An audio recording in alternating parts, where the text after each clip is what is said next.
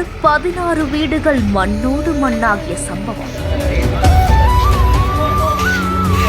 60 வருடங்களாக வாழ்ந்த வீடுகளை இழந்து கண்ணீர் வடிக்கும் அவல நிலை.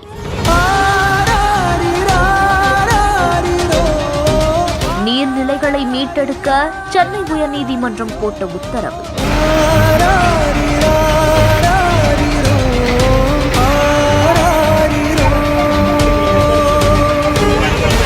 கும்பகோணத்துல வழக்கறிஞர் யானி ராஜேந்திரன் அப்படிங்கிறவரு கும்பகோணத்துல இருக்கக்கூடிய பொற்றாமரை குளம் உள்ளிட்ட 44 குளங்கள், அந்த குளத்துக்கு தண்ணீர் செல்லக்கூடிய 11 வாய்க்கால்கள் ஆக்கிரமிக்கப்பட்டிருக்கிறதா சொல்லப்படுது. ஆக்கிரமிப்புகளை அகற்றி நீர்நிலைகளை பாதுகாக்க நடவடிக்கை எடுக்கணும்னு சென்னை உயர்நீதிமன்றத்துல வழக்கம் தொடுத்திருக்காரு. இந்த வழக்க கடந்த 2018ஆம் ஆண்டு சென்னை உயர்நீதிமன்றம் விசாரணையும் செஞ்சிருக்காங்க.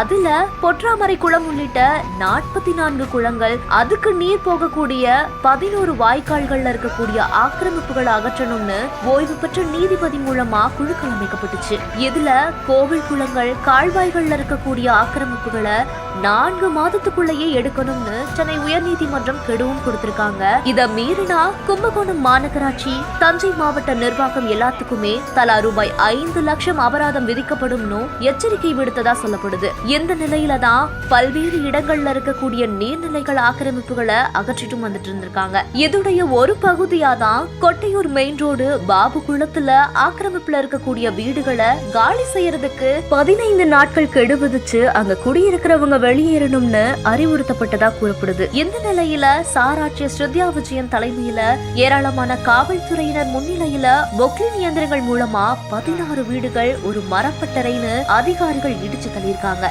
இதுல அந்த பகுதியை சேர்ந்த பொதுமக்கள் சுமார் 60 வருடங்களாக இந்த பகுதியில நாங்க வாழ்ந்துட்டு வரோம் அப்படின்னு மாநகராட்சி மற்றும் மின்வாரியத்துறை அதிகாரிகள், காவல்துறையினர் முன்கூட்டியே எந்த ஒரு அறிவிப்பும் கொடுக்கலன்னு சொல்லியிருக்காங்க.